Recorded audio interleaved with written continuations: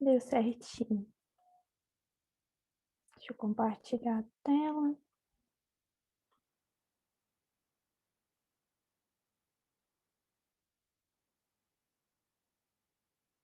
Hum,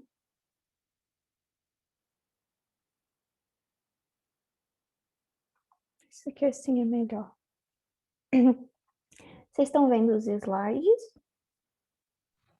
Sim, E estão me ouvindo bem? sim. Sim. Então tá bom. É bom a gente sempre garantir, né? No ao vivo não precisa disso. Eu queria dar boa noite para todo mundo.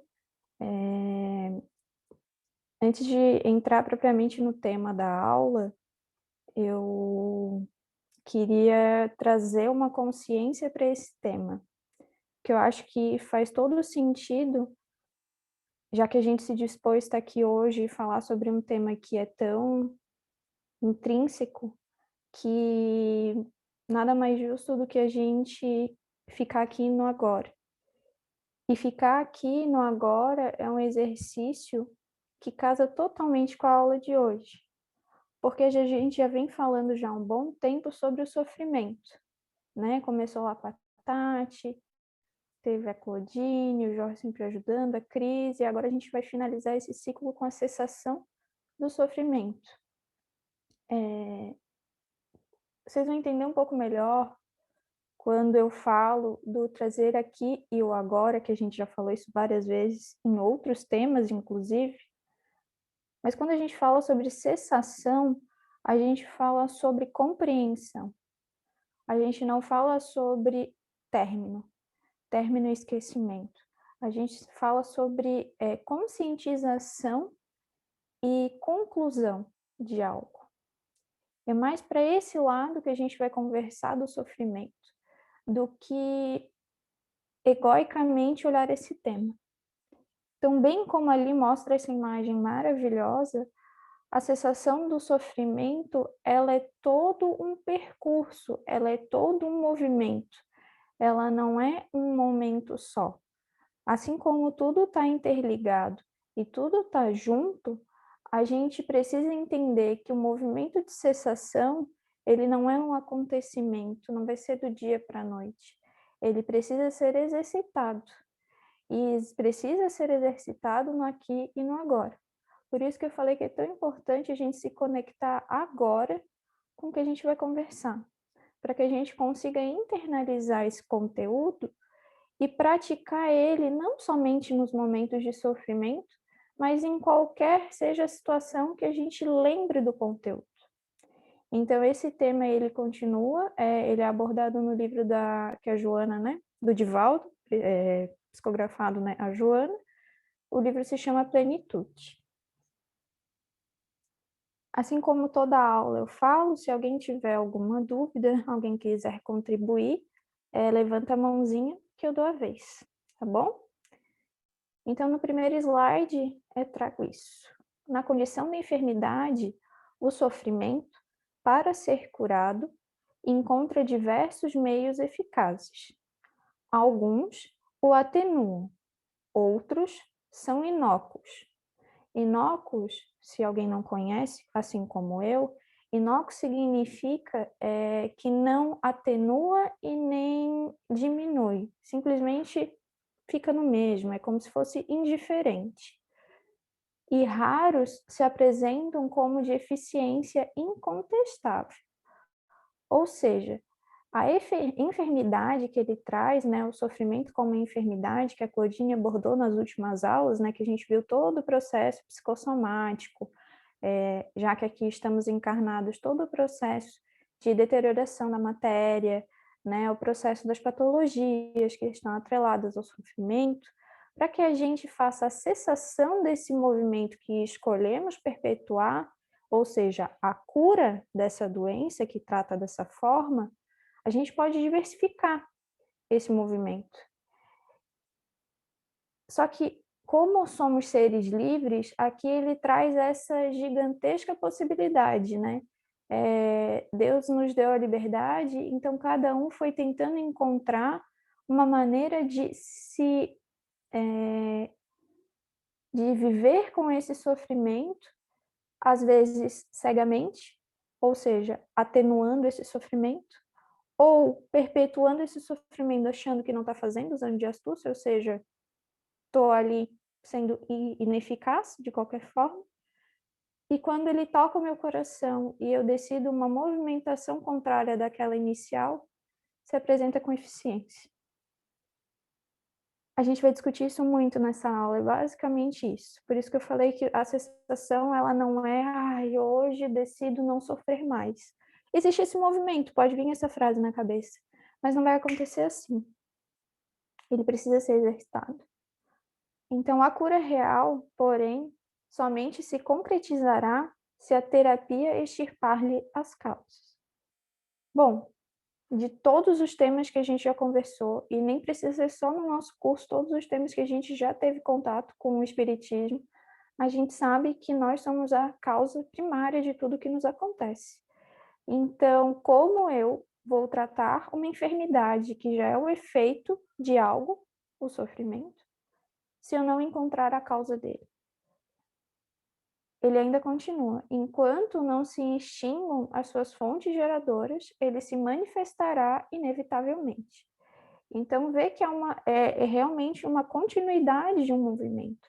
Se eu, inconsciente, não enxergo a causa que está gerando esse sofrimento, porque qual é o movimento predito pela lei? Eu faço o movimento inicial, que é uma energia, essa energia vai ter um efeito, esse efeito vai retornar para a causa, a gente já conversou sobre. A causa, estando inconsciente do movimento inicial gerado, ela pode receber esse efeito voltado com revolta, que é geralmente o que nós fazemos. E a gente sabe que, por sermos seres fragmentados, a revolta pode ser vista de diversas maneiras. Deus ainda inclui na lei dele a dor, que Claudine abordou muito bem na aula dela, a Tati também, pelo que eu me lembro. A dor, ela vem com um movimento corretivo. Encaramos ela como um movimento punitivo quando estamos revoltados, inconscientes, questionando. Mas a dor, ela só tem esse movimento de frear. O sofrimento vem um pouco depois disso. O sofrimento é a perpetuação de um sentimento ocasionado pelo efeito retornando à causa. Então, vê como a gente complica um movimento que, se estivéssemos conscientes, ou se nos propusermos a olhar este movimento e não nos fecharmos em uma das etapas, como seria muito mais simples de vivenciar aquilo. E, consequentemente, menos dolorido. Então, tudo que a gente precisa fazer, resumindo, é observar a nossa mente. Porque a mente, ela é a geradora, né? É como se ela fosse a comunicadora nesse mundo de tudo que há de essência criadora dentro da gente. Ou seja, tudo que vem de primário e é manifestado em fala, em movimento, em ação, em qualquer coisa, foi gerado primeiramente por um pensamento. E esse pensamento é como se fosse uma tradução do que veio do meu eu criativo. Se eu observo todos os pensamentos que eu tenho na minha mente, essa condição de enfermidade, que é o sofrimento que a gente está abordando, ele, quando ocorre, eu consigo pegar a causa. Ou eu consigo entender o sofrimento para posterior, e quando eu estiver preparada no meu campo de visão, eu consigo entender o processo de diversas maneiras e não congelar num ponto só. Então, desde que o mau uso da razão o origina, é indispensável agir no fulcro do seu desencadeamento. Fulcro significa base. Então, eu vou ler ali com essa palavra para a gente entender um pouco melhor. É indispensável agir na base do seu desencadeamento, ou seja, na causa, de modo a fazer cessar a energia que o aciona e vitaliza. Sobre tudo isso que eu falei agora, desse movimento, né, desse processo de criação que a gente tem como primeiro, né, como criador, digamos assim, né, só perpetuando o movimento, quando a gente está inconsciente, seria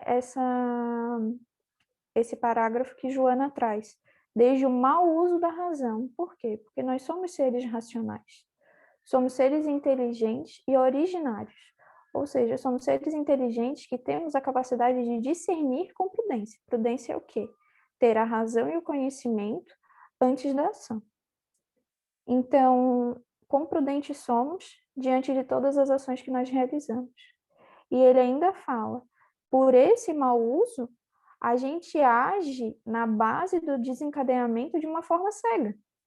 De forma que essa energia que a gente está lançando, porque tudo é energia, tudo é transformação e tudo é movimento, só é perpetuada porque a gente continua acionando-a e vitalizando. Ou seja, dando vida para aquilo.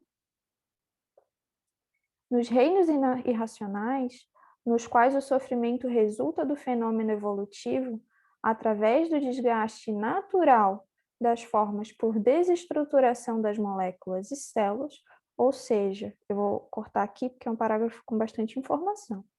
Aqui a gente está falando ainda do mau uso da nossa razão, ou seja, se a gente nos dividir em dois polos, que eu gosto muito, a Cris sempre fala isso, eu gosto muito de falar de dualidade, no polo negativo, no polo irracional e o outro polo racional, no lado irracional, que é o inconsciente, que é o mau uso da razão, esse sofrimento que não é compreendido, ele vai resultar num fenômeno de desgaste. E esse desgaste, a Claudine abordou na aula dela, esse desgaste natural de desestruturação de moléculas e células. Por quê?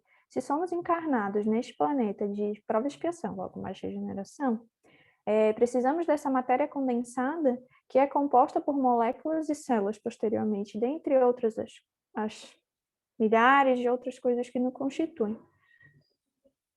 É tão intrínseco esse movimento que ele age diretamente nos que constitui.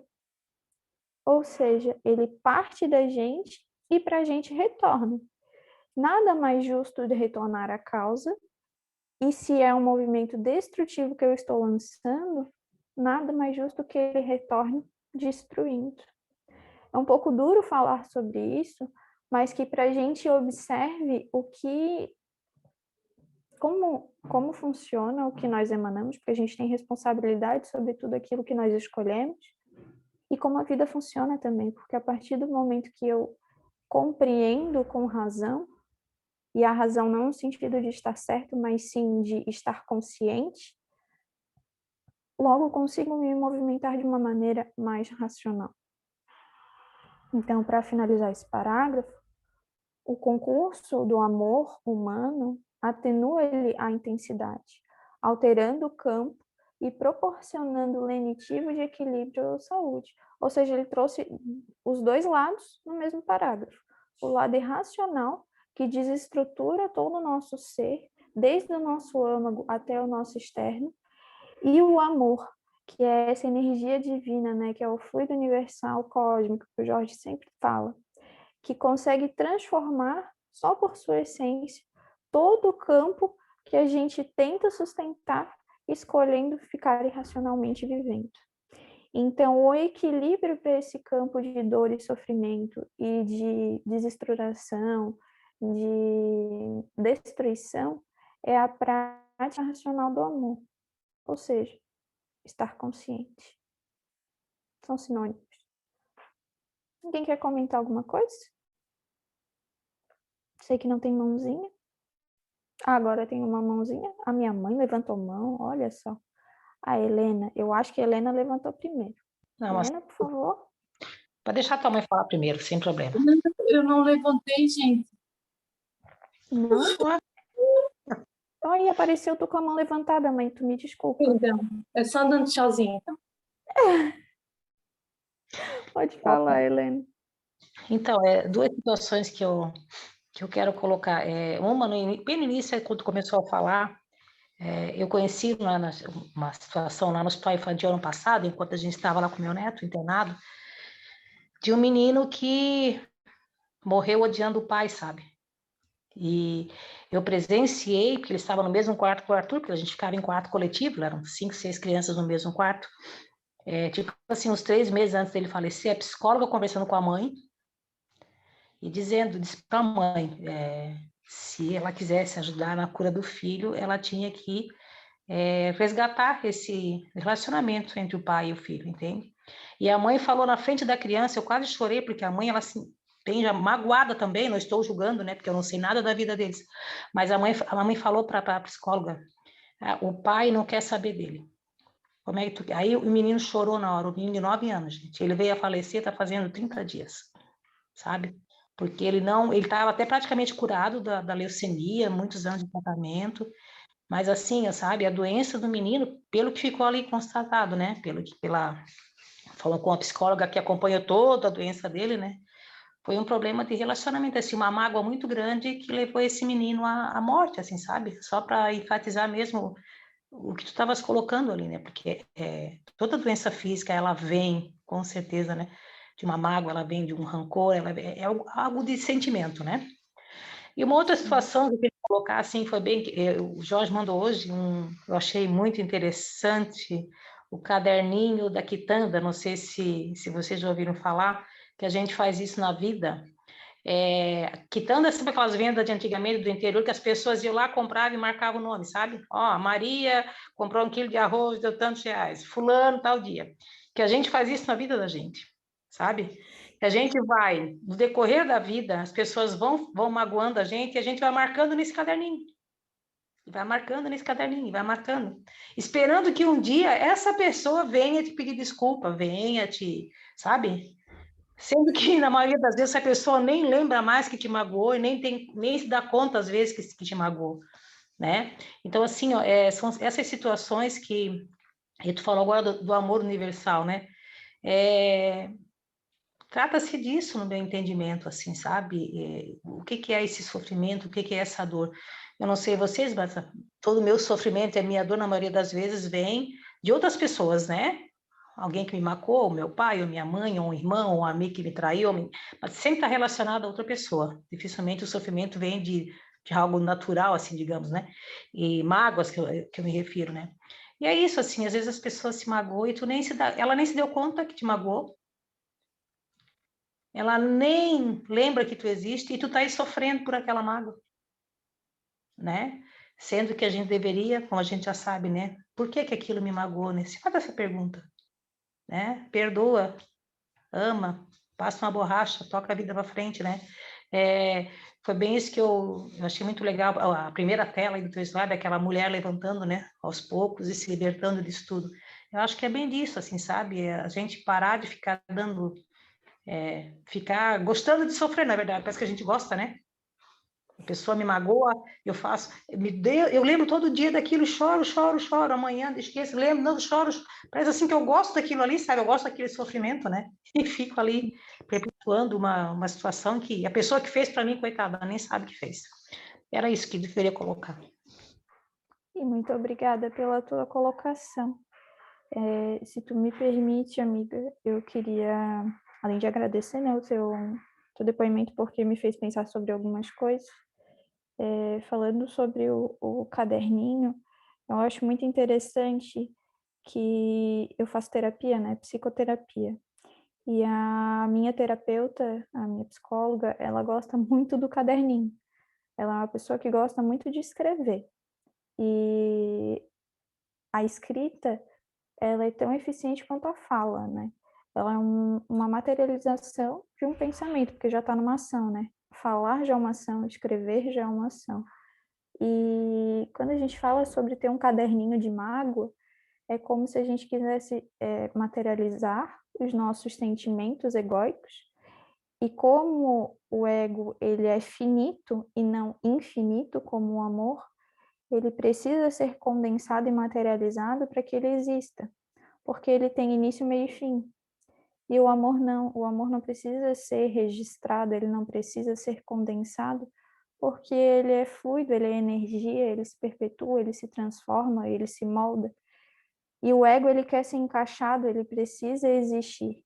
Então, quando eu condenso uma mágoa, e isso casa com esse teu segundo relato, né, de que às vezes vem algo e tu chora e esquece, é como se a mente egóica precisasse dessa reafirmação para existir, porque ela sabe que ela tem início, meio e fim. e quando ela chega ao fim, ela precisa urgentemente de outra coisa para que o fim dela não se aconteça. Então, quando tu escreve e tu relembra, é como se tu retomasse ao início e ficasse, não, é isso aqui mesmo. Não bom, sofri muito, fulaninho fez isso. Quando, na realidade, Deus é tão maravilhoso que ele faz duas facetas disso. Eu já deixo tu falar, tá, Cris? A faceta do esquecimento, desse início, meio e fim, é para que a gente não perpetuasse esse movimento. Isso é um entendimento meu, eu posso estar errada. Assim como o véu do esquecimento das outras nossas vidas. Pouco importa o que materializamos anteriormente. O que importa é que a gente decide a partir de hoje. O que foi feito antes, o que foi decidido antes, só é importante para que eu decida diferente agora. Então, quando retoma isso na nossa cabeça, seja por influência, seja por autossugestão, sugestão externa, enfim, todos os mecanismos que a gente já conversa, é que a gente mude essa chave de não perpetuar o mesmo movimento e de reafirmar no nosso caderninho, mas sim de fazer o outro lado que Deus ainda deu de mais positivo, que é nos permitir lembrar e escolher diferente. Usar da nossa liberdade com sabedoria, com razão, ser prudente sobre aquele acontecimento passado. Pode falar, Cris. Então, eu ainda ia falar do caderninho, que até o Jorge me mandou também, até esqueci de agradecer a ele, depois a gente até pode compartilhar ali no grupo, porque é um exemplo, e ela diz ali, ela faz uma comparação muito interessante, porque a gente faz isso a vida inteira, né? Ela, inclusive, cita, a minha mãe não me deu o amor suficiente, o meu pai, eu fui tratada dessa maneira, eu fui abusada, e agora eu estou colocando meus exemplos, né? E é como se a gente realmente tivesse um registro disso tudo na mente.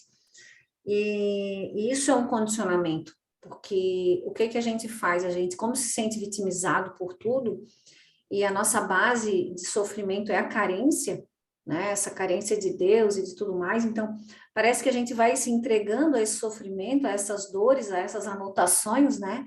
Que a gente faz intimamente falando e vai vivendo daquilo ali. Então nós somos muito magoados, todos nós, cada um com as suas questões, né? E agora a Maria falou uma coisa interessante, porque a grande questão é que quando nós começamos a usar o nosso livre-arbítrio, a gente optou pelo lado egóico, né? Esse ego desequilibrado, inflado, enquanto nós poderíamos optar pelo egocentrismo altruísta, que é o que a gente já falou tanto também, que é esse movimento abarcante, né? Que vê o outro como um irmão, como alguém que sofre como a gente, alguém que deu o que podia. Então, essa reflexão desse pequeno vídeo, que é de 10 minutos, ela é muito fantástica. E eu acho que a gente deveria ouvir muitas vezes, cada um de nós, porque é a vida de cada um, né? Então, a gente faz muito poucas anotações positivas e muitas anotações negativas. Eu estava conversando com a minha mãe ontem, porque cada vez que ela relembra um fato, no casamento, ao invés de lembrar da coisa boa, a fulana da cozinha, não sei o quê, quase faltou comida, sabe? Aí lembra de uma viagem, ao invés de lembrar das coisas, isso ela deu exemplo, mas nós somos quase todos assim, né? Em vez de ver as coisas boas, a gente acaba vendo as coisas ruins em tudo, inclusive nas relações que a gente tem com as pessoas, né? Mas é isso, Maria. Depois ali eu vou... Não sei se o Jorge compartilhou no grupo ou só individualmente, mas aí eu já vou colocar ali no grupo para todo mundo ter oportunidade de ver. Obrigada, nega. Obrigada, Cris. E o divulgador do caderno, não quer comentar nada? Oi, boa noite. Não, Boa noite, amigo. é uma série do estoicismo, né? Estoicismo é uma filosofia que ensina como ser feliz, né? Como viver feliz. Então, dentre outras coisas, o Sêneca, que é o grande, né? E Epíteto também, e Marco Aurélio, são os três maiores estoicos, né? E eles escrevem uma série de coisas. Tem até um livro que eu vou postar também, está em audiobook, né? que chama Sobre a Brevidade da Vida, que eu já li o livro, que é Muito para aqueles legal. que reclamam quando não tem tempo, que o Sêneca faz uma ideia do tempo que vocês nem imaginam. Então, amanhã eu vou postar para vocês e vou postar no grupo também. Então. Tá bom, Obrigada, Maria? amigo. Tá Tá bom. maravilhosa a tua aula, Maria. Estou aprendendo muito. Eu também. Eu Eu também. gostaria sempre que você dá aula, porque eu aprendo tanto com você que você nem imagina. E vê que não é de hoje que eu te falo isso, né? Obrigada, Obrigado, amigo. Maria. Vou para o próximo slide. Obrigada pelas contribuições, gente. Deixa eu diminuir aqui, porque eu não estou vendo. O homem que pensa é responsável pela preservação da vida. Olha que maravilhoso isso. Que se manifesta em outras matrizes e faz parte do conjunto que lhe sustenta a existência, possibilitando a evolução de todos os seres e princípios vitais. Gente, isso é maravilhoso, a gente acabou de conversar sobre isso, só que por outro ângulo de visão. Eu vou ler, esse é um exercício que eu fazia desde a mocidade, eu vou ler de uma forma diferente, contrário do que está escrito. O homem que não pensa é responsável ou irresponsável pela preservação da vida, ou seja, ele é responsável pela destruição da vida, que se manifesta em outras, né, em outros âmbitos e tal, que faz parte desse conjunto que sustentaria a sua existência. Olha só, duas visões do mesmo parágrafo. Por que eu gosto de fazer isso? Porque, a gente lê aqui a informação e fala, a gente é responsável por tudo que nos rodeia, por tudo que nos constitui, por tudo que a gente faz de troca, né? Toda essa vida, todo esse princípio vital. Logo, o contrário é, se eu não me responsabilizo por isso, tudo ao meu redor entra em destruição. O quão importante é e o quão deveria puxar a gente isso para o presente, porque eu posso falar por mim, né? Eu só posso falar por mim, aliás. Eu estava conversando, conversando não, né? Eu mandei um áudio para o Jorge hoje, quando eu estava lendo esses slides, e me veio um pensamento de que maravilhoso poder falar sobre esse tema depois de tanto sofrimento. E isso não quer dizer que eu ainda não sofro, e não quer dizer que eu não vou sofrer. Mas eu tenho passado por muito aprendizado resultante desse sofrimento. E muito do que está escrito aqui, eu pensei sobre durante o sofrimento e depois de sofrer. Me toca isso, sabe? Porque é como se Deus desse mais essa ajuda pra gente. De falar assim, o sofrimento é um movimento que a gente escolheu, mas que a gente consegue tirar proveito dele, contanto que a gente esteja disposto a isso, né? Então, esse slide, esse textinho aqui, ele fala justamente disso, que a responsabilidade, ela grita na nossa cara. Ela grita para trazer a preservação do que nos constitui, e não sobre uma revolta de, eu tenho que cuidar disso. Não, você precisa manter o que já foi criado e não sustentar a criação. Tu não é dono dessa criação. Tu é responsável por perpetuar algo que lhe foi dado. Somente isso. E algo que lhe foi dado para que tu viva bem e simplesmente viva. Então, desse modo, os atentados e a desconsideração à ecologia se refletem na vida humana. Aqui ele traz um exemplo, né? Ela traz um exemplo de que como a gente se mantém desatento e desligado sobre a nossa essência, nada mais justo do que o micro se perpetuar no macro, né? Quantas atrocidades a gente vê e já vê há muitos, muitos e muitos tempos sobre como descuidamos do nosso planeta e como nós nos descuidamos. Olha quantas doenças e quantas novas doenças a gente vê no campo da medicina, quantas alternativas, né, a gente tem de tratamento também para isso, porque Deus sempre trata tudo de uma forma benéfica, e que isso também traga a responsabilidade de como a minha ação, por mais que eu seja um indivíduo nesse planeta gigantesco, ela está correlacionada com a responsabilidade universal. Precisa partir de mim. E isso é uma fala muito batida. Eu já deixo tu falar, Cris. É uma fala muito batida falando que a mudança ela tem que começar internamente para que o meu meio mude. Isso é verdade. E só quando eu criar consciência do que o que está me acontecendo já é um efeito retornando à causa, já está acontecendo isso, e eu criar consciência desse acontecimento, é que eu vou conseguir me tornar consciente para enxergar a causa. Eu preciso entender, a gente precisa entender que já está acontecendo. Não vai acontecer amanhã, não vai acontecer daqui a 10 anos. A gente já está colhendo o tempo inteiro e a gente precisa ser consciente para isso. A gente precisa se dispor à consciência que está dentro da gente. Porque senão, para que a gente veio? Por que a gente pediu para vir? Deu um esporro que não era nem meu. Pode falar, Cris. Maria, quando tu vê a minha mãozinha levantada, tu conclui teu raciocínio, não tenha pressa, tá bom? Sim, senhora. Porque, como o Jorge falou, tu sempre fala tão bem que até às vezes eu fico pensando se quero falar ou não. Para não interromper.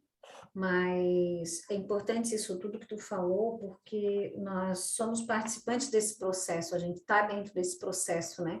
E na verdade, nós somos tão superficiais que a gente não consegue sentir isso. Então, a gente vive como se nós não fizéssemos parte desse todo. E nesse evangelho de Tomé que eu tenho falado aí nesses últimos dias, nessa análise, né, que é de um outro autor, Anselmo, se eu não me engano o nome dele, ele fala disso, né, dessa importância de tratar os outros reinos com igualdade, ou seja, o mineral, o vegetal, porque nós não somos melhores. Então, o que a gente tem um sentimento de pseudo-poder, né? É um poder, é um falso poder, porque nós somos tão arrogantes e a gente vive nesse ego descontrolado, e volto a dizer que a gente está, além de nos autodestruir, a gente está destruindo esse sistema todo, que, como tu falou muito bem, nos acolhe, né? E a gente tem essa inversão de que a gente manda na natureza, a natureza não precisa de nós é que precisamos dela. Então, ele fala desse equilíbrio desde a alimentação, como tu te alimenta, é de forma equilibrada, a vida dos animais, a vida das plantas, ela está sendo tirada de uma maneira adequada ou de uma maneira exagerada, para suprir o quê? Isso é uma reflexão que cada um precisa fazer, né? Como trata os animais, como trata a natureza, e esse todo que somos nós, né? Porque nós não somos melhores do que nenhum animal, nenhum vegetal, nenhum mineral. Então, essa visão do todo, dessa igualdade, já faz parte desse movimento que a gente precisa sentir com o coração, né? Sentir de verdade. E volto a dizer, esse processo, como tu falou, já está acontecendo. A gente só precisa realmente do cair em si. Obrigada, amiga, é isso. Eu que te agradeço. E falo isso também porque quando a gente estuda, a gente, eu acho que é normal a gente tentar encaixar o que a gente aprende na aula em acontecimentos do dia a dia, e esse é um movimento. Mas em que sentido eu quero falar isso? Hoje a gente fala sobre sofrimento. Aí é só um exemplo. Internalizei o conteúdo, e aí pensei, tá, na próxima vez que eu sofrer, eu vou pensar sobre aquilo que eu vi na aula, então. E não é isso, porque isso é uma segregação do conhecimento. O sofrimento, ele não precisa propriamente acontecer para que tu pense sobre e reflita. A internalização do conhecimento, ela se faz presente a todo instante. Tu não precisa passar pré-determinada situação para que tu pense sobre aquilo. Isso se chama exercitar a mente. é tu estar consciente o tempo inteiro. É tu fazendo a tua comida, pensando sobre a tua comida, vendo como tu tá fazendo aquela comida e estando naquele momento, porque tu vai ver que quando tu te conecta, o teu eu criativo, o teu eu interior, ele se conecta contigo também. Então não é só fazer a comida, é todo o teu eu criativo presenciando aquele movimento, e tu vai acessar coisas que antes inconsciente tu não tinha essa possibilidade, porque tu não tinha escolhido isso. Então isso aqui só tá pra gente conseguir manifestar o eu criativo. Por isso que ela ainda continua, né? Se reflete na vida humana, ali como eu parei de ler, qual ocorre com a sua preservação e cuidados. Então são as ações respondentes pelos seus efeitos. Se eu estou inconsciente só fazendo a comida, eu não observo nem o que eu estou fazendo, nem o que eu estou pensando, nem o que eu estou sentindo. Logo, vou continuar inconsciente, ou seja, um movimento inconsciente se perpetua. E ele vai se tornar um efeito inconsciente, seja numa indigestão, seja, sei lá, numa irritação. Não sei, eu não sei o que está acontecendo quando eu estou inconsciente, porque eu estou cega. Então eu só vou colher sem saber o que eu plantei. E eu ainda me revolto quando eu colho sem ver, sendo que eu escolhi isso. Entende?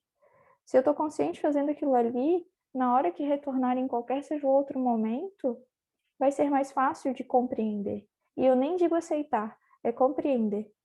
Porque o movimento de compreensão é a cessação do movimento. Porque quando eu compreendo, não existe mais o caderninho. Existe sim uma visão de um todo. Então, o todo ele não precisa do caderno. Aí, ó, a educação do pensamento, a disciplina dos hábitos e a segurança das metas são os recursos hábeis para o lucro, sem os quais as terapias e técnicas se tornam paliativas, sem resultarem solucionadoras. Ou seja, isso aqui resume tudo que eu falei. Se a gente não tem, primeiro, a visualização do pensamento, a educação, que é o exercício de pensar, a disciplina de uma condensação, ou seja, uma perpetuação do mesmo pensamento. O hábito, ele é a repetição do mesmo movimento que veio de um mesmo pensamento, às vezes de uma questão inconsciente. O hábito é algo que já se tornou tão presente que já se tornou um hábito. E esse hábito, como é que a Cris fala? Ele se torna um... Ai, Cris, me ajuda, eu esqueci a palavra. Daqui a pouco vem. Também não sei qual é a palavra que tu quer dizer, se eu lembrar. Não, é uma aula que tu deu, mas se for importante vai vir. Mas enfim, só o hábito, que já é a perpetuação desse pensamento, né, inicial, e a segurança das metas, isso é um exercício para a gente fazer nas 24 horas. Se eu observo enquanto estou acordada materialmente, o meu espírito só perpetua aquilo que eu estou movimentando. E as terapias aqui disponibilizadas na matéria pouco hão de servir se eu não observo nada disso. Porque é paliativo, ou seja, vai tapar o sol com a peneira. Vai, sei lá, vai chover no molhado. Vai correr para fazer vento, que nem minha mulher fala. Não tem como, entendeu? Para que a gente consiga se beneficiar de tudo que há aqui disponível para a gente, como a Cris falou, precisamos estar aqui. Por isso que eu falei que essa aula traz justamente essa educação. O ato de educar o pensamento é primeiro ver o pensamento, entender ele e escolher ser prudente no ato de pensar. Quando eu sou prudente no meu ato de pensar, todo o resto ele se molda para esse pensamento, porque aí há um perpetuamento dessa energia prudente.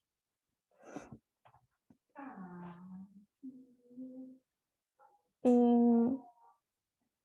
Pera só um minutinho, gente, rapidinho.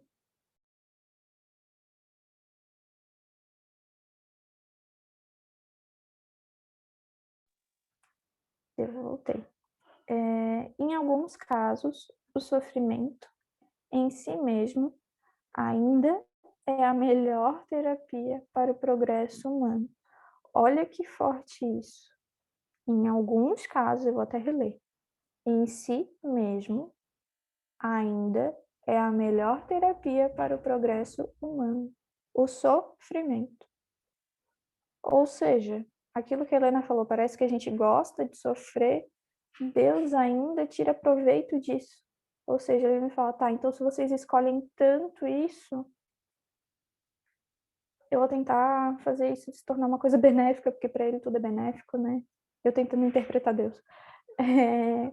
Então tá, então se essa é a melhor forma que vocês têm de frear, e não só a dor, não só o aviso, mas sim o sofrimento, que é o efeito dessa dor, da revolta da dor, né? Então eu ainda vou fazer ela da melhor forma para vocês entenderem o progresso de evolução, né? Então, enquanto sofre, o homem menos se compromete, demorando-se em reflexão, de onde partem as operações de reequilíbrio. Isso aqui eu consegui me ver nos meus momentos de crise de depressão, em sofrimento, onde eu fico parada, sem conseguir fazer nada, olhando para o teto, ou olhando para a cortina, e eu falar disso, eu lembro, eu consigo acessar da dor e do sofrimento, porque eu condensei tanto, eu repeti isso, virou um hábito, que eu consigo, mesmo já tendo, né, sendo um acontecimento passado, eu ainda consigo sentir o que eu senti, olha como eu seguro isso. Eu consigo lembrar, eu reafirmo tanto que no meu caderninho eu consigo lembrar. E aqui ele traz o lado benéfico disso, ó. Enquanto eu lembro desse sofrimento, eu menos me comprometo de agir inconscientemente para outras coisas, mas fico em reflexão, que é como se travasse isso. É como se ele parasse tudo que eu estava fazendo e ficasse só naquilo ali. Então, se é para contrair, vamos contrair nesse ponto aqui, ó. Vamos ficar aqui, vamos pensar, vamos refletir sobre isso. E lá no meu âmago, pegar a minha vontade, que tem que partir de mim. Por mais que a gente tenha muita ajuda, e muita ajuda mesmo, a fagulha da vontade tem que ser interna. E é dessa forma interna que começam essas operações de reequilíbrio. Então, é comum a mudança de comportamento para pior quando diminuem os fatores afligentes. Ou seja, se eu não entro em reflexão que teria essa intenção de ter esse reequilíbrio, né, como se eu voltasse para a causa e não tivesse isso, quando diminuísse o sofrimento, né, como se, tá, parei, travei e tal, aí diminuiu um pouco a dor que eu estava sentindo, né, o sofrimento. Aí eu dou aquele respiro, mas eu continuo fazendo a mesma coisa. A mesma coisa.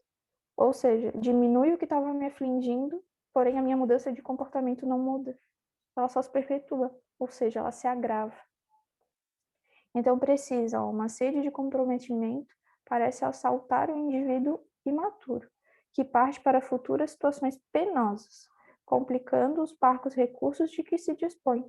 Ou seja, se eu escolho perpetuar o que me fez sofrer, o que me fez ter dor, me fez revoltar com a dor, e ter o sofrimento e escolher aquele sofrimento, logo, essa sede de comprometimento que eu poderia ter usado como uma fagulha divina para mudar e me reequilibrar, ela vai atenuar o que me fez sofrer.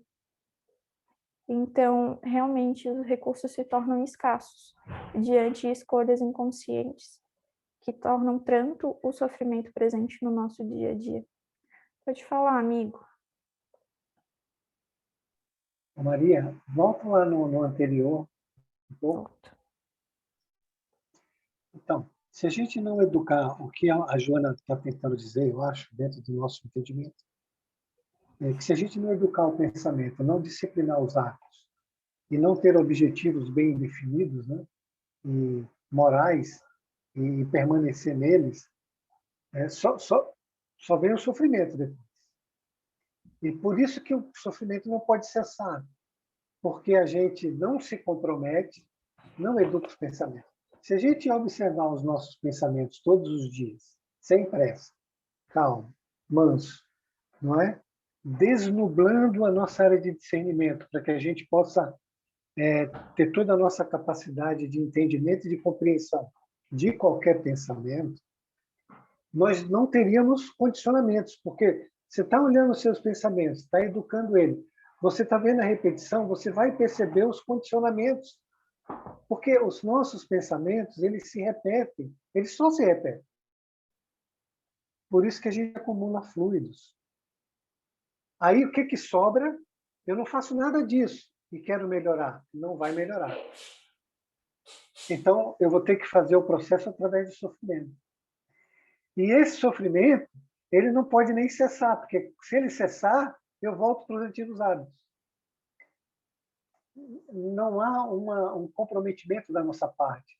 A nossa mente está presa na parte do prazer, na parte de resolver nossa carência, de resolver a necessidade de poder que a gente tem, de controlar as coisas, de fazer que tudo dê certo segundo a nossa mentalidade.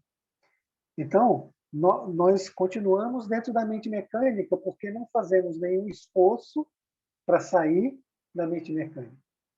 Precisaríamos estar presente dentro da nossa casa mental e não deixar que nenhum pensamento, não é, se formalize e a gente se comporte como ele quer, sem passar pela área de discernimento, da nossa área de escolha, que é o uso da liberdade. Escolha é liberdade. Que a gente abre mão da liberdade para viver dentro da mente mecânica. Isso que eu estou falando, todo mundo pode fazer. Aliás, nós estamos falando isso desde o primeiro curso lá nos Jovens, né? Pelo curso que fizemos lá presencial, e mais agora 2 anos ou 3 que estamos no online. Até que, como diz no popular, cai a ficha, né? Entendeu? Quantas vezes já estudamos Krishnamurti, que fala um monte sobre isso? Quantas aulas a gente repete isso? Gente, se vocês não fizerem presente na casa mental, se todos os seus pensamentos, que são o que você não deve fazer, vocês não pararem ele na casa mental com a sua consciência, identificá-los e percebê-los e pará-los e discernir a causa, a consequência, a intenção. E se você quer repetir, e principalmente também perceber se aquele pensamento não se repete, que é um condicionamento, você sempre vai se comportar do mesmo jeito, tudo isso dá para você perceber. É evidente, se você estiver calmo, se você estiver manso, se você acalmar a sua mente, fazendo processos respiratórios, para que a hiperatividade mental diminua, proporcionando que você identifique os pensamentos com mais facilidade. Se você tiver o dia todo correndo de um lado para outro, não é? Tem até uma analogia que faz entre a barata e a formiga, né? Se você é um barata, corre que nem um tonto de um lado para o outro, não vai conseguir. Se você é uma formiguinha organizadinho, você vai conseguir. Porque não tem nada que você não consiga. Se não conseguir, vai para o sofrimento. E o sofrimento não vai cessar até que você fique manso, calmo, comece a observar. E ela diz lá, pode passar para frente, Maria, por favor? Que o sofrimento leva você a reflexões, que é a observação do pensamento e o discernimento deles. Olha, esse pensamento aqui eu já tive. Olha, esse pensamento aqui já volta muitas vezes. Olha, esse pensamento aqui eu já fiz, não deu certo. Você vai fazer isso dentro do sofrimento. Dentro do sofrimento. E não tem como. E se esse sofrimento diminuir, você volta para os antigos hábitos. Porque como nós somos carentes, como diz a Cris, e somos negadores, e temos medo, e temos necessidade de poder, e temos muita inveja, não é? Do sucesso dos outros, do brilho dos outros, porque a gente também quer brilhar, e nós estamos ali doentes, e isso aí é pesado. Quando você melhora da doença, aquela carência aumentou, então você sai com tudo. A busca pelo prazer ela se torna alucinante, né? Todo aquele conteúdo que ficou reprimido durante a doença, ele é liberado. Porque não houve o reequilíbrio, que é a palavra que está ali, que ela é muito interessante. Tudo isso acontece para a gente ter equilíbrio, não desequilíbrio. Maria, muito obrigado, senão eu vou ficar falando aqui o tempo todo e tua aula está muito maravilhosa. Eu espero que os amigos que estejam assistindo, os que nos acompanham há muito tempo, reflitam sobre a necessidade de viverem consigo mesmo, de permanecerem conscientes o tempo todo e de não permitir que nenhum pensamento se materialize, como disse a Maria, sem passar pela área de discernimento. Um abração, Maria. Da mesma forma que tu fala que tu aprende comigo, eu aprendo toda vez que tu fala. Então, muito obrigada. E, cara, às vezes a gente procura, né, complementando isso que o Jorge falou, a gente procura muito tudo fora que isso do prazer, né? A procura, ela já faz parte do movimento do prazer. Então a gente tá o tempo todo procurando, o tempo todo, cara, é o tempo todo, e é isso que eu falo, é o tempo todo mesmo. Aí a gente pensa, não, tô exagerando, cara, não, tô aqui, não sei o que, não. A gente não tá aqui, a gente nunca tá aqui, a gente escolhe não estar aqui. Porque tem tanto conteúdo interno pra gente observar, pra gente aprender, que se a gente se desse conta dessa riqueza, a gente não escolheria procurar fora, ou procurar em qualquer outro lugar. O equilíbrio, ele faz parte dessa observação interna. O externo é consequência, é efeito. Então, obrigada, amigo. Vamos continuar aqui com o slide. Porque se origina no primitivismo pessoal, pensamentos e ações reprocháveis induzem a uma existência infeliz, que é isso que o Jorge falou. Isso aqui resumiu o que o Jorge falou. O nosso lado inconsciente, ele tende a viver ou no passado, que a gente já conversou sobre isso, ou numa projeção do passado fingindo ser um futuro. Ele tenta fugir do presente, né? Por isso da insistência procura. Porque a procura, ela não me faz ficar no agora. Quem é que está no agora? É o meu eu criativo, é o meu eu interior. Ele está vivendo o agora. Então, se eu vivo no agora, o meu ego não consegue se manifestar. Então, por isso que a gente tende a fugir. E o primitivismo, que, né, primórdios, lá na nossa revolta, que a gente já conversou sobre isso, nos fazem perpetuar ações e pensamentos, porque as ações são derivadas de pensamentos, uma existência infeliz. O infeliz, ele é modificado, ele pode ser mudado. A existência, ela é a essência. O como eu faço essa minha existência é a minha participação nesse projeto tão imenso. Eu escolher ser infeliz faz de mim uma pessoa que escolheu estar inconsciente e viver no primitivo. São tantas as responsabilidades que a gente escolhe fechar os nossos olhos para que a gente não entre nesse vazio que a gente escolheu lá no início, essa fuga de uma escolha. Então a gente tenta fazer várias outras, e isso é uma interpretação minha, eu nem sei se eu estou correta, mas e também é um compartilhamento de uma ideia, e ver se faz sentido, né, para vocês. É como se a gente tentasse em outras mini escolhas tapar o furo que a gente fez de uma escolha primordial que foi lá no início.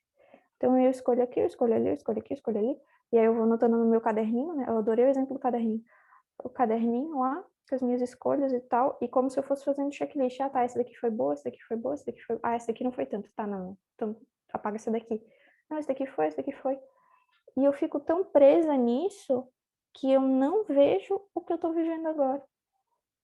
E o agora seria a libertação, que ele fala ali, da qual se liberta somente quando se resolve por escalar a montanha do esforço. Por que é esforço? Porque eu sou resistente.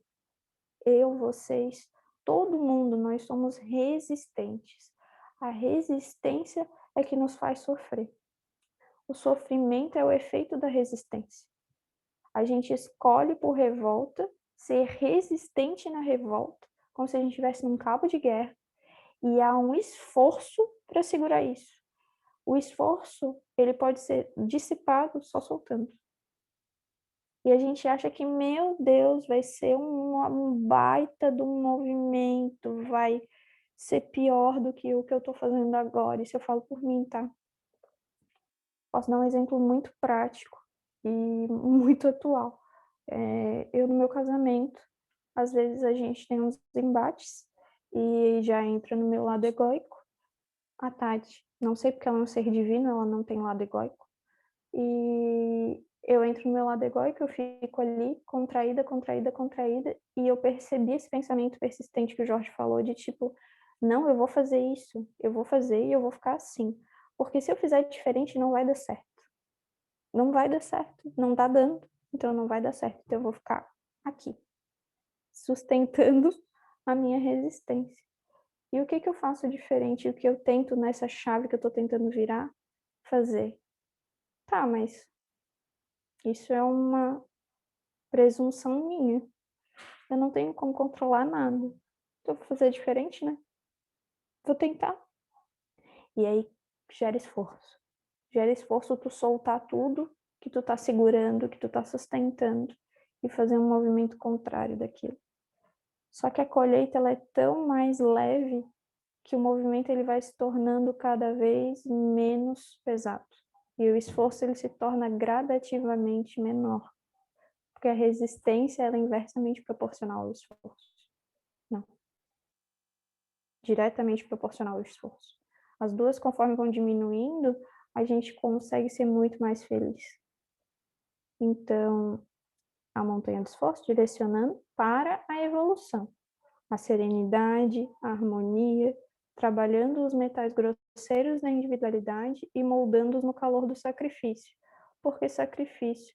Porque a gente torna tudo mais penoso quando a gente decide sustentar algo que não existe, que é o lado do ego, que é esse lado que fez a gente estar aqui, precisar dessa matéria condensada para vivenciar tudo isso. Isso eu falo agora, né? Porque não lembramos do antes. Então, para que eu tenha a serenidade, para que eu haja com prudência, para que eu tenha um equilíbrio harmônico e eu consiga trabalhar tudo isso aqui condensado na minha individualidade, eu preciso do meu esforço direcionado para a evolução. Eu preciso do meu esforço direcionado para o meu eu criativo. Porque se eu continuar me originando cada vez mais no primitivo que eu já estou, que já tem aqui dentro, vai ser mais do mesmo. Eu não modifico nada. Eu acho que ficou claro. Acho que ficou, né? Cris?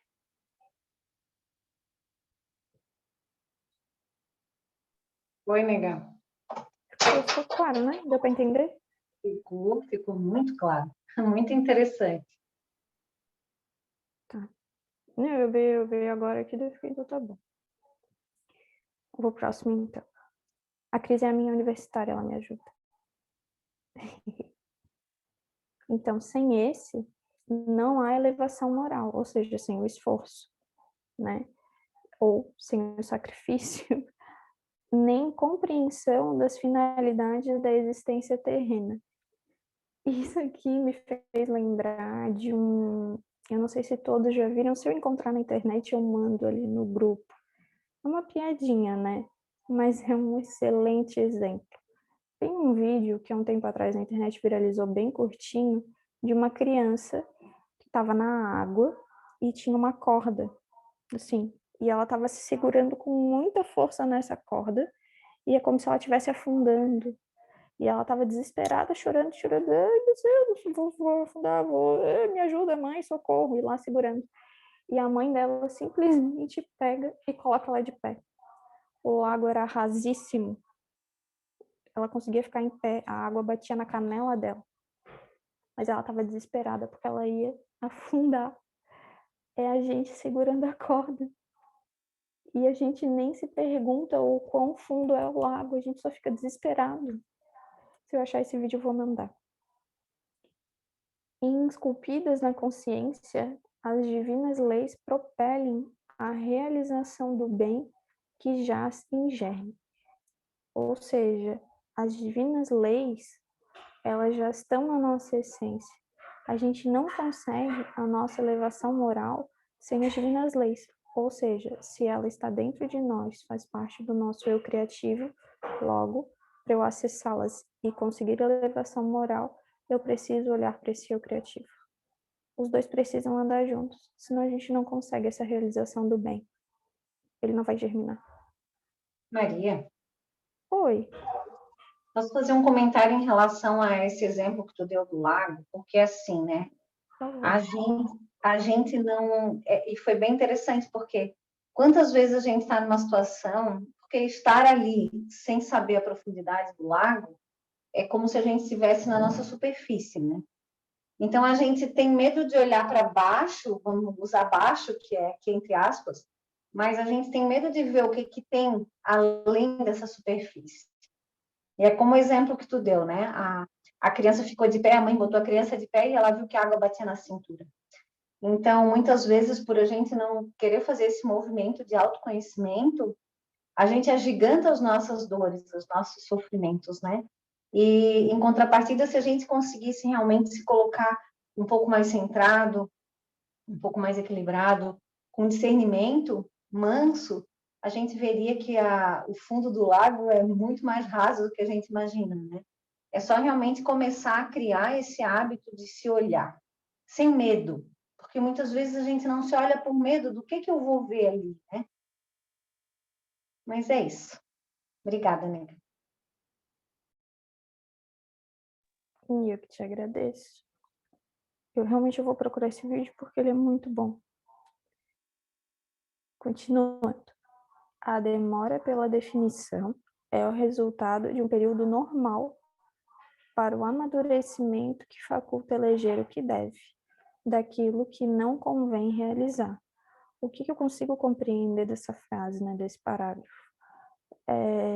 Deus, ele é tão maravilhoso que ele nos deu essa liberdade que o Jorge falou, e na liberdade implica a prudência, e a prudência tem como sua essência uma escolha consciente.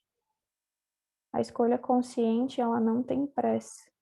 Não existe esse conceito de pressa numa consciência. Então, se eu tirar ou ler isso aqui de uma forma consciente, seria o resultado, ele está diretamente ligado a um período de amadurecimento. Logo, se eu estou inconsciente, eu posso ler da forma que está escrita. E não dizendo que Joana escreveu dessa forma, mas só para a gente esmiuçar o que a Joana está querendo dizer para a gente. Quem tem pressa é o nosso lado egóico. Como eu falei, ele tem início, meio e fim. Então, a gente escolhe, às vezes, pensar, tipo, meu Deus, eu já tenho 26 anos, e desses 26 anos, 4 eu estou tentando exercer a lei, supondo, né? Meu Deus, que demorada é ela, que atrasada. Quem é que tá falando isso? E isso às vezes sai e outra pessoa de fora tem que te dar um feedback porque tá tão intrínseco esse hábito autodestrutivo que a gente não vê. Eu só reparo nisso às vezes quando eu tô mandando um áudio para alguém, eu termino de mandar um áudio e a Tati olha para mim e fala assim: "Por que tu tá falando assim da minha mulher? Não fala assim dela." Eu fico, meu Deus, é verdade. Não preciso falar dessa forma. Então, que a gente entenda que cada um tem o seu tempo, porque cada um tem o seu amadurecimento. Cada um tem a sua própria receita de bolo. Então, cada um vai chegar nessa compreensão divina para sua cessação de sofrimento, escolhendo aquilo que deve eleger. Seja pelo sofrimento, sei lá, por questão financeira, por abandono, por mágoa, por... O sofrimento ele é igual para todo mundo. O movimento e o mecanismo, ele se faz intrínseco dentro da gente, então é tudo da mesma fonte. O que muda é a liberdade de cada um de olhar para aquilo da forma da inteligência divina individualista. Então não também cabe a mim dizer o tempo de nada, e sim compreender o tempo que é infinito para minha evolução.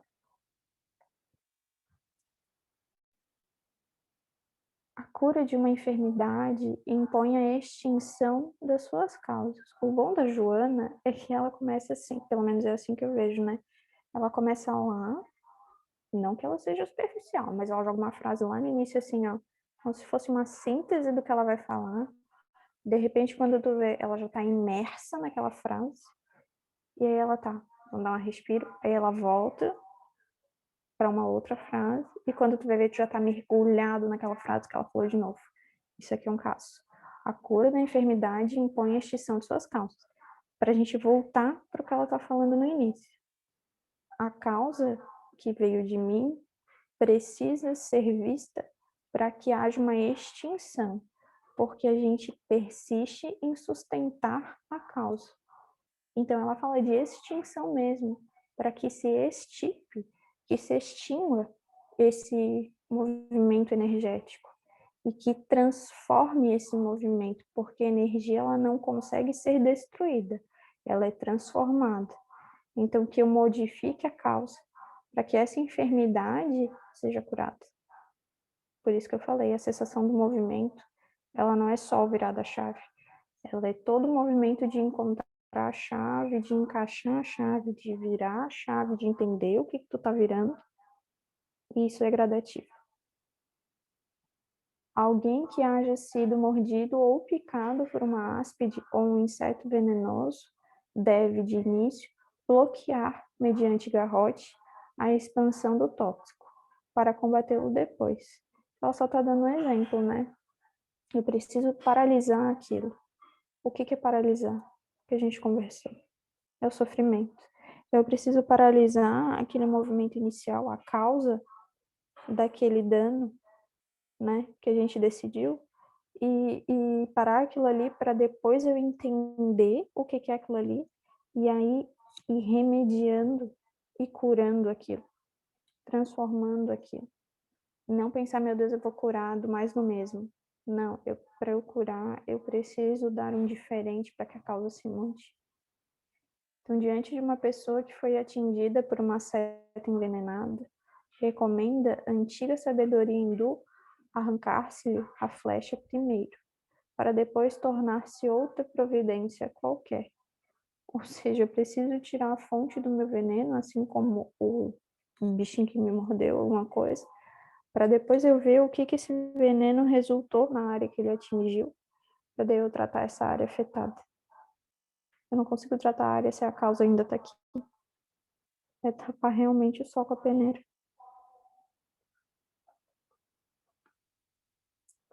E a gente esses exemplos que ela deu são muito figurativos, né? A gente pode pensar em umas causas muito comuns que a gente tem de enfermidades no corpo terreno. Dor de cabeça. Olha, quem aqui presente nessa aula, ou quem vai assistir depois, nunca teve uma dor de cabeça? Ou uma dor de garganta? Eu também, benzinho. Dor nas costas. Sabe, tipo, dores comuns. E se a gente for olhar na medicina, que a gente chama de tradicional, dor de cabeça, dor nas costas, dor de garganta, estão em várias enfermidades que a gente conhece, várias doenças. É um sintoma muito comum para a gente ver como ele pode ser manifestado por diversas causas. Que a gente fragmentou muita coisa. Mas isso também é muito proveitoso, porque daí vai ser genuíno e individual o processo. Então, quando a gente sente uma dor de cabeça, que a gente não pegue uma... Bem, não é pessoal. Pega uma dipirona, toma e passa. Porque eu faço isso. Mas que a gente se questione. Por que a minha cabeça está doendo? Procura. Eu não sei, não sei o que. Pergunta pro nosso amigo Jorge.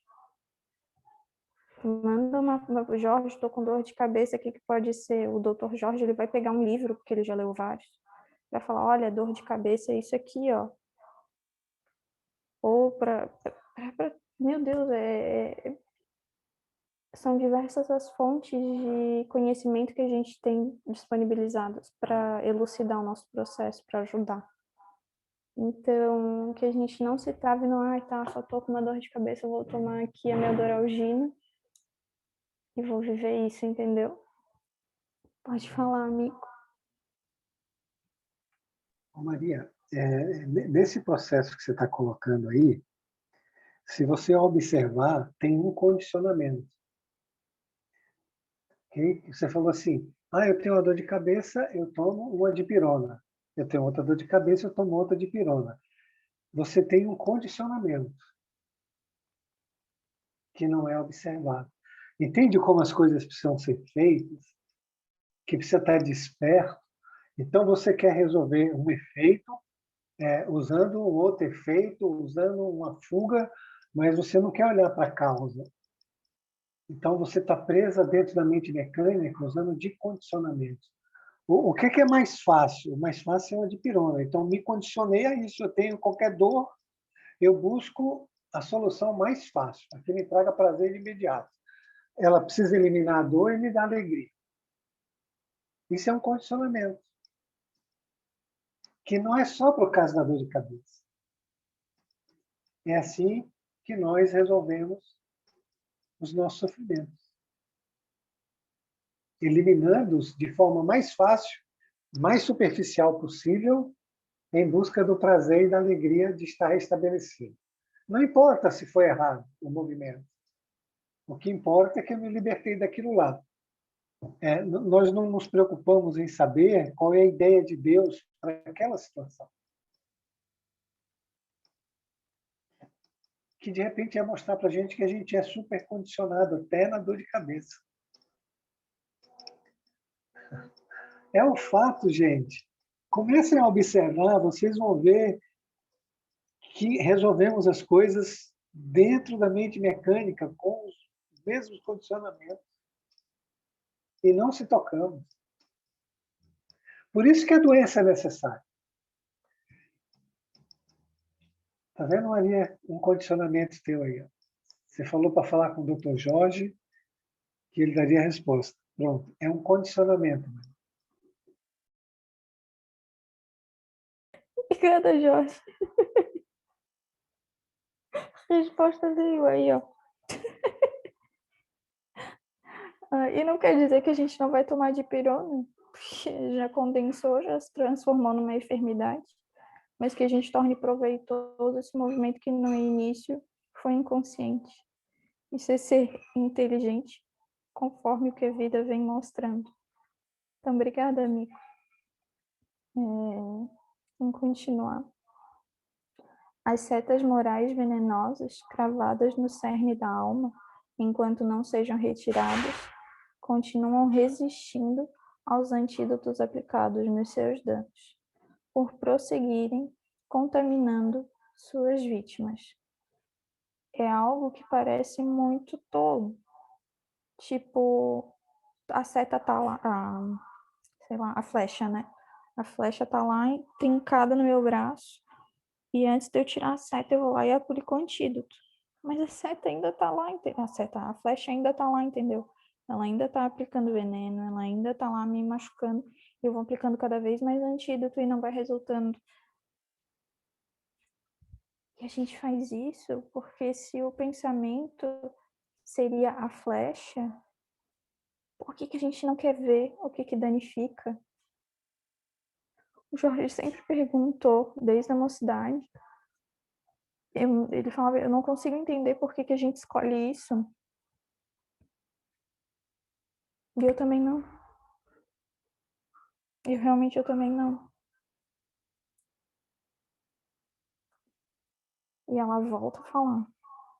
Educar a mente, disciplinando a vontade, constitui o passo inicial para extirpar as causas das aflições, infundindo responsabilidades atuais, geradoras, por sua vez, de novos resultados saudáveis para propiciarem um futuro bem-estar a que se está adaptado. Ou seja, se eu educo a minha mente, eu disciplino a minha vontade e eu começo a me movimentar conforme isso, se houver sofrimento, a minha mente já educada e exercitando o movimento contrário vai compreender o sofrimento totalmente diferente. Ela não vai se apegar naquele ponto de dor e de sofrimento, ela vai compreender o processo por trás de tudo e que constitui isso. E cada vez mais que a gente for fazendo isso, a disciplina, que é uma palavra que eu queria ter lembrado já em alguma outra aula, ela é necessária.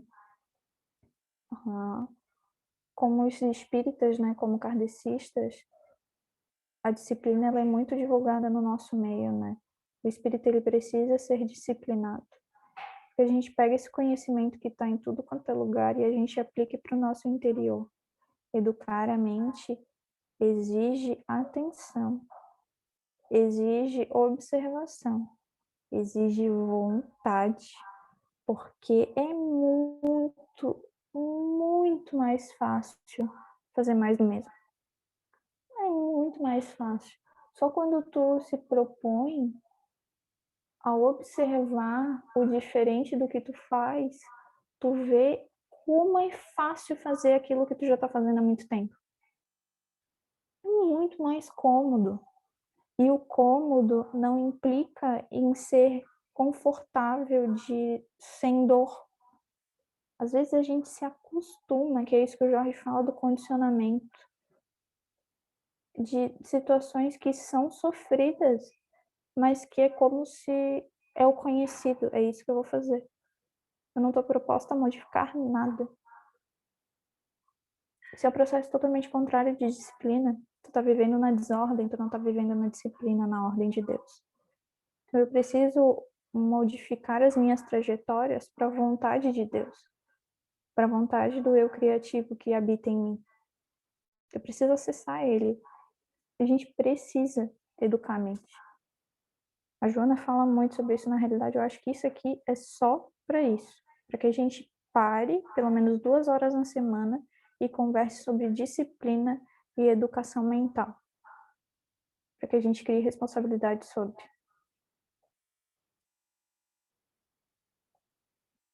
A recomendação de Jesus sobre o amor é de eficácia incontestável, por ser este sentimento gerador de valores responsáveis pela felicidade humana. Eu não preciso nem dizer nada, né? Se a gente abrir qualquer parte do Evangelho, tu vai acessar o amor com palavras totalmente diferentes, mas que falam a mesma coisa. O amor dulcifica o ser, incita-o às atitudes edificantes da vida, ou seja, a evolução moral consistente. Eu ia falar sólida, mas não é isso. É consistente e consciente. O edificante significa um crescimento consciente da vida que já se faz presente. Então, mediante a sua vigência, pense-se antes de tomar-se decisões, considerando-se quais as que são mais compatíveis com a ética e os anseios do próprio coração. Isso que está em vermelho é como se fosse a definição no dicionário de prudência. Prudência é isso. É tu pensar, mas pensar mediante ao que o Evangelho propõe. Se a gente tem dúvida quais são as recomendações de Jesus, volta a falar. O Evangelho é só sobre isso. Só sobre isso. E olha quantas páginas tem o Evangelho. Então, que se a gente tem dúvida, até minha mãe já está falando isso, né? O que Jesus faria nisso? Que a gente já conversou isso numa aula, né? Qual é a dúvida? Pergunta naquele momento de dificuldade. O que Jesus faria aqui no meu lugar? Pode ter certeza que um dos primeiros pensamentos é assim, mas Jesus nem estaria aqui. Ou, não, Jesus ia fazer totalmente diferente do que eu faço. Então a gente tem que fazer diferente. E eu tô falando para mim. Jamais desejando para o seu próximo o que não gostaria de experimentar. Assume-se compromissos de prosperidade, sem prejuízo de natureza alguma para si ou para os outros.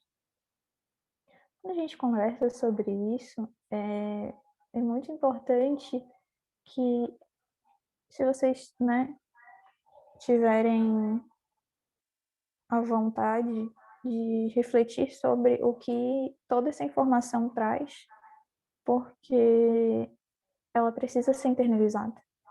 Aqui ela começou falando de Jesus, sobre o amor dele. Depois ela fala sobre a prudência que esse amor gera e que esse amor, diante da escolha prudente, não traz dano e nem destruição nem para mim, nem para o próximo, nem para ninguém. É isso que esse slide fala.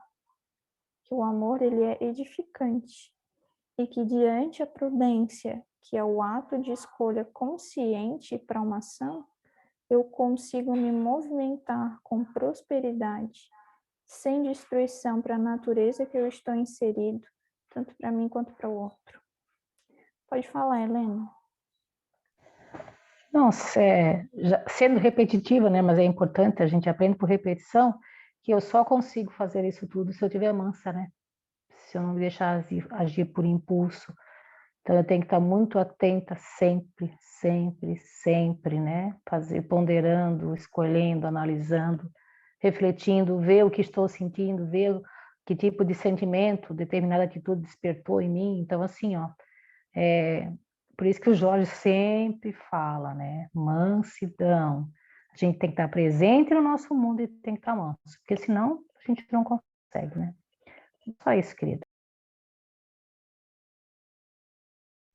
Muito obrigada. E é verdade, o Jorge sempre fala. Mansidão. A própria lucidez gerada pelo amor induz ao perdão indiscriminado para todas as pessoas, por consequência, para si mesmo.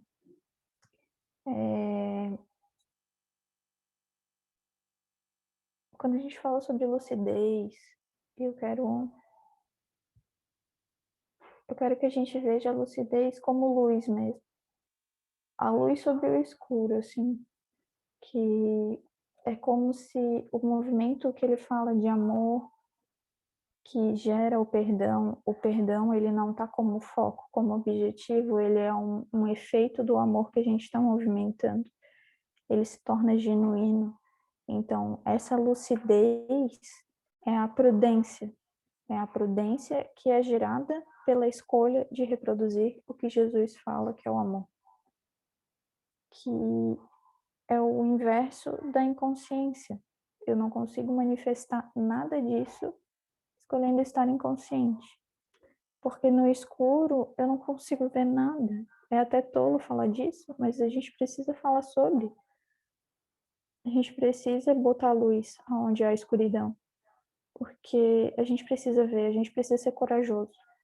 A gente precisa ter vontade para botar a luz e escolher, em cima daquilo que tu vai ver depois que tu colocar a luz, o melhor, não só para mim, mas para um meio todo que eu estou inserido. E quem consegue me dar isso e ter essa compreensão é Jesus. É tudo que a lei divina intrínseca me faz o coração bater. Tanto que ele fala ali, ó, a consequência para si mesmo e para todo mundo seria tudo que vem junto do amor, que estão todas as fragmentações que a gente ganha por escolher manifestar isso. Pode falar, amigo. É só para explicar por que o amor ele traz lucidez mental. Porque o amor ele rompe a densidade da ignorância, quer dizer, ele rompe a contração da consciência. E aí ele leva a mente para uma abertura de consciência. Aí jorra conhecimento, jorra informação, jorra luz. Aí ele tem lucidez. Mas se você não utilizar o amor, se você utilizar do egoísmo, e qualquer fragmentação dessa e o orgulho, você usa de uma contração. Você torna-se mais ignorante. Você se afasta mais ainda do seu centro, da sua consciência. Então é importante entender isso. Todos os atos nossos, todos os dias, independente do que o outro esteja fazendo, é de amar ao próximo. Esse amor ao próximo rompe a densidade da ignorância, traz lucidez mental. Consequentemente, ele tira todas as ondas espessas e escuras que envolvem a nossa área de discernimento. Aí Você vai ver, você vai ouvir e você vai discernir já com todo o conhecimento da abertura de consciência que você teve. Olha que maravilha. Todas essas coisas só vão acontecer pelo amor e pela caridade. Então, o homem vigilante, ele passa o dia todo observando o seu mundo interior, seus sentimentos e pensamentos, e arrancando o joio, arrancando tudo que seja egoísmo e orgulho e transformando isso em amor. Ele vai ter lucidez mental o tempo todo. E ele vai ter área de discernimento, área de visão, área de audição, área de sentimento, tudo liberado. Não é maravilhoso?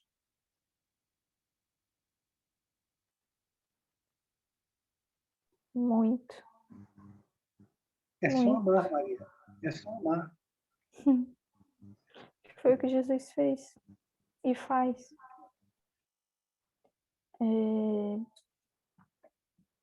Faltam 2 minutos. Eu não sei, veio na minha cabeça para eu encerrar nesse slide. E aí a gente continua semana que vem. Tudo bem para vocês? Como vocês estão?